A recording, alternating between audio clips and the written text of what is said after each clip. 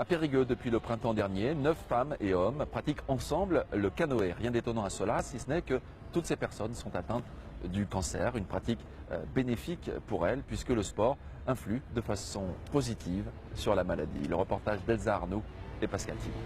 Ils ont entre 30 et 70 ans et viennent d'horizons bien différents. Pourtant, ensemble, ils luttent tous contre la même maladie, le cancer.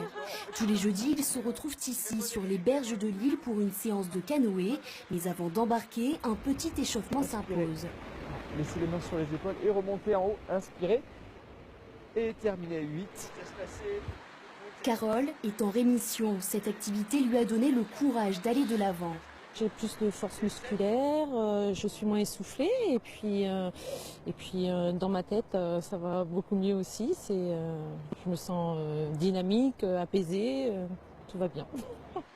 Diane, elle, suit toujours une chimiothérapie pour soigner son cancer du sein. Mais quand elle vient ici, elle oublie sa maladie. Ça permet d'évacuer énormément de choses, de penser à autre chose et puis d'avancer par rapport à la maladie qui est assez dure à porter en soi. Quant à Magali, la benjamine du groupe, le canoë lui a servi de lien social. Pour le moral, c'est bien de voir d'autres gens, du coup, même pour le moral, pour le sport, de se libérer, de se dépenser, d'avoir une colère à l'intérieur qu'on puisse soulager. C'est maintenant l'heure d'embarquer. Au fil de l'eau, les soucis de santé sont engloutis par les rames. Il n'y a pas de place pour les soucis, il n'y a que de la place pour pouvoir passer un bon moment. L'activité canoë est proposée par l'association Camille. Pour l'encadrer, il y a Lionel, un triathlète de haut niveau. Pour lui, sport et cancer ne sont pas incompatibles, loin de là. Ça enlève 40% de fatigue en moins sur les traitements par exemple de chimiothérapie. Et après surtout, donc c'est le seul traitement contre la fatigue, c'est le sport.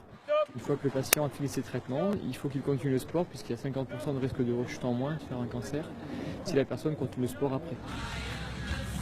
Cette joyeuse bande mettra bientôt le cap sur la lagune de Venise. En mai 2016, ils participeront à la Vogalonga, un marathon à la rame de 32 km.